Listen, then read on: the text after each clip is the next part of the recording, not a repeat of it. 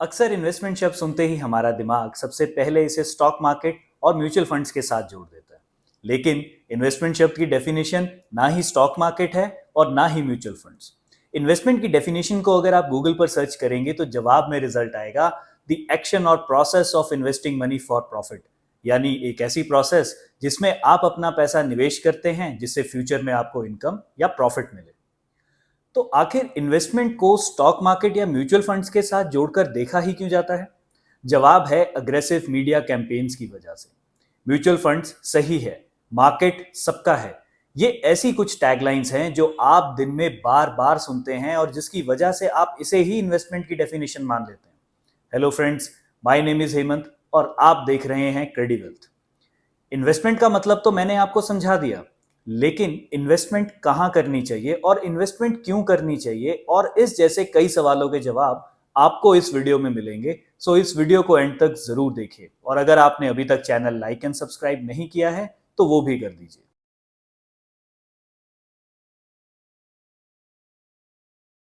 Investment करने का सबसे बड़ा रीजन है इन्फ्लेशन यानी महंगाई के इम्पैक्ट को कम करना। इन्फ्लेशन यानी महंगाई एक ऐसी कड़वी सच्चाई है जिसे हम जानते हुए भी इग्नोर करते हैं। हम ये मान लेते हैं कि पैसे सेव करने से हम इस महंगाई से बचे रहेंगे। इंडिया एक डेवलपिंग कंट्री है जहां ऑन एन एवरेज इन्फ्लेशन का रेट 6% से ज्यादा रहता है। ये महंगाई आपके लाइफस्टाइल को कैसे इफेक्ट करती है, आइए इसे कुछ एग्जांपल से समझ लेते हैं। अगर आप ऑफिस जाने के लिए बाइक यूज करते हैं और आपकी मंथली ट्रेवलिंग 400 किलोमीटर की है और मान लेते हैं कि आपकी बाइक की एवरेज 50 किलोमीटर पर लीटर है, तो इस हिसाब से आपको महीने में टोटल 8 लीटर पेट्रोल की जरूरत पड़ती है। अब इसे खरीदने के लिए आप 2019 में कुल 560 रुपए खर्च किया करते थे जब पेट्रोल का रेट 70 रुपए पर लीटर हुआ करता था। वहीं 2022 आते आते ये खर्चा 100 रुपए लीटर के हिसाब से 800 रुपए पर पहुंच गया है।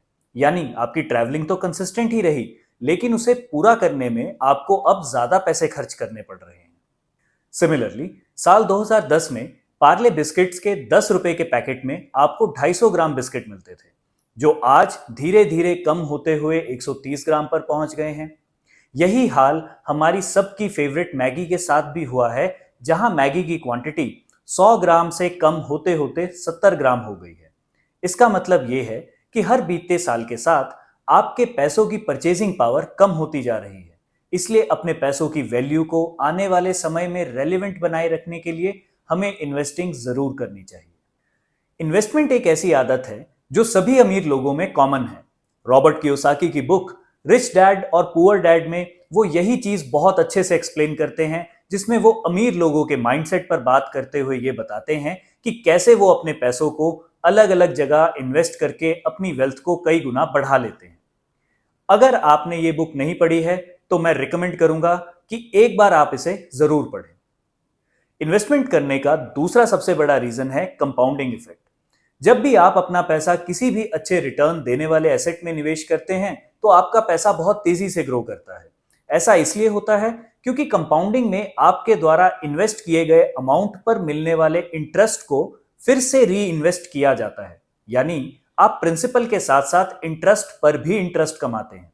इसीलिए एल्बर्ट आइंस्टाइन ने कंपाउंडिंग को दुनिया का 8वां अजूबा बताया था।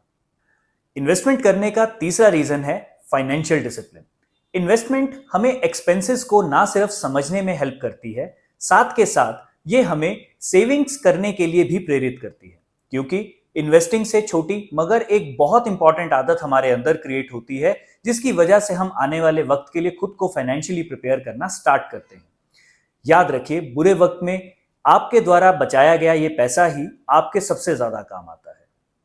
अब जबकि हम इन्वेस्टमेंट के बारे में जान चुके हैं, ये हमें क्यों करनी चाहिए हम ये भी जान चुके हैं, आइए ये भी देख लेते हैं कि हम इन्वेस्टमेंट कौन कौन से एसेट्स में कर सकते हैं। रियल एस्टेट यानी प्रॉपर्टी, ये एक ऐसी एसेट क्लास है जहां हम भारतीय अपना मैक्सिमम पैसा इन्वेस्ट करते हैं और इसके रिटर्न्स बहुत से फैक्टर्स के ऊपर निर्भर करते हैं और थ्रू आउट इंडिया ये बहुत ज्यादा वेरी भी करते हैं। प्रॉपर्टी के रिटर्न इस चीज पर भी निर्भर करते हैं कि उसकी लोकेशन क्या है। जैसे एक प्रीमियम लोकेशन पर प्रॉपर्टी के रेट काफी तेजी से बढ़ते हैं in comparison to a non premium location, और ये दोनों ही लोकेशन सेम सिटी में रह सकती हैं। प्रॉपर्टी में इन्वेस्टमेंट करने के लिए आपको अच्छे खासे अमाउंट की भी जरूरत पड़ती है and it is one of the most illiquid asset class. हम लोगों की दूसरी सबसे फेवरेट एसेट क्लास है गोल्ड, लेकिन ये एसेट क्लास पिछले 10 सालों में सिर्फ 5.7% के CAGR के साथ ग्रो हुई है। प्लस इंडिया में गोल्ड में ज्यादातर इन्वेस्टमेंट फिजिकल फॉर्म में की जाती है, जो कि एक बहुत ही खराब इन्वेस्टमेंट डिसीजन होता है। अगर आप गोल्ड में इन्वेस्ट करना ही चाहते हैं तो sovereign gold bonds physical gold से एक बहुत बढ़िया ऑप्शन होता है इन्वेस्टमेंट का। पब्लिक प्रोविडेंट फंड और सुकन्या समृद्धि योजना गवर्नमेंट ऑफ इंडिया द्वारा बैक्ड एक स्मॉल सेविंग स्कीम है, जहां आपको अपनी इन्वेस्टमेंट पर प्रेजेंट रेट्स के हिसाब से 7.1% और 7.6% का इंटरेस्ट मिलता है। आप चाहे तो यहां भी अपना पैसा इन्वेस्ट कर सकते हैं। साथ ही ये स्कीम्स EEE कैटेगरी की टैक्स सेविंग स्कीम्स हैं और इनका rate of interest government of India quarter on quarter basis पर रिव्यू करती रहती है। नेशनल पेंशन स्कीम ये एक प्योर रिटायरमेंट प्रोडक्ट है और इस स्कीम के रिटर्न पिछले 10 सालों में 8 से 10% के बीच में वेरी हुए हैं। ये भी एक EEE कैटेगरी की टैक्स सेविंग स्कीम है। यहाँ लॉक इन पीरियड काफी ज्यादा रहता है, पर इसके अट्रैक्टिव रिटर्न्स की वजह से ये एक बहुत अच्छा इन्वेस्टिंग ऑप्शन बन जाता है। Exchange traded fund. Exchange traded fund stock market में इन्वेस्ट करने का एक रिलेटिवली लेस रिस्कियर ऑप्शन है, जहां आप अपना पैसा डायरेक्ट इक्विटी में इन्वेस्ट ना करते हुए इसे इंडेक्स को बाय करने में यूज करते हैं। यहां इंडेक्स की कैटेगरी के हिसाब से रिटर्न वेरी करते हैं, लेकिन ऑन एन एवरेज हम इसे बेंचमार्क के रिटर्न यानी कि 12% के आसपास मानकर चलते हैं। म्यूचुअल फंड्स इक्विटी में इन्वेस्ट करने का एक सेफर ऑप्शन है, जहां आप अपना पैसा डाइवर्सिफाई करके स्टॉक्स में इन्वेस्ट करते हैं और यहां रिटर्न रिस्क और स्कीम के हिसाब से वेरी करते हैं। हिस्टोरिकली इंडिया में लार्ज कैप स्कीम्स की रिटर्न 14 से 18% के बीच रही है और कई कैटेगरीज में ये रिटर्न 22% तक भी पहुंच जाती है। लेकिन हाई रिटर्न्स के साथ साथ यहां हाई रिस्क भी इन्वॉल्व रहता है। मार्केट में रिटर्न और रिस्क का चोली दामन का साथ है, यानी हायर रिटर्न मतलब हाई रिस्क, लोअर रिटर्न मतलब लोअर रिस्क।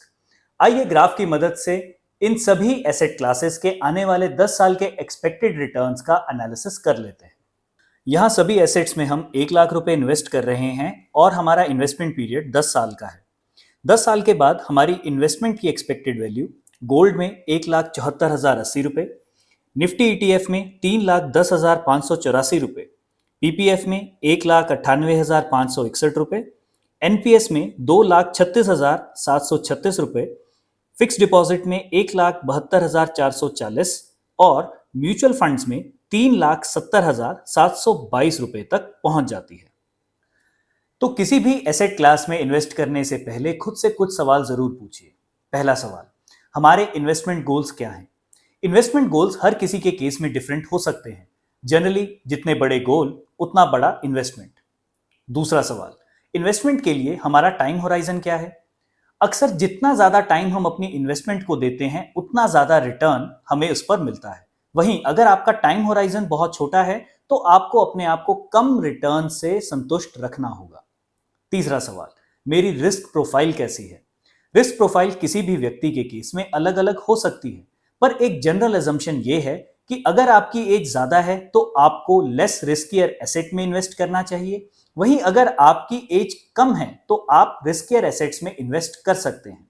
अगर आप रिस्क प्रोफाइल को और अच्छे से समझना चाहते हैं तो उसके लिए हमने एक अलग से डिटेल्ड वीडियो बनाई है, जिसका लिंक आपको स्क्रीन पर मिल जाएगा।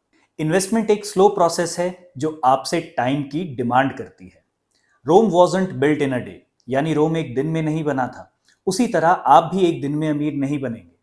इसलिए हमें अपने पैसों की वैल्यू को बचाए रखने के लिए, अपने फ्यूचर को सिक्योर बनाने के लिए और अपने फाइनेंशियल गोल्स को हासिल करने के लिए इन्वेस्टिंग जरूर करनी चाहिए। उम्मीद करता हूं इस वीडियो से आपको इन्वेस्टिंग से रिलेटेड सभी सवालों के सही जवाब मिले होंगे। अगर आपको ये वीडियो पसंद आई है तो do like and subscribe this channel, because personal finance को इजी और क्रेडिबल तरीके से समझाना ही हमारा मकसद है।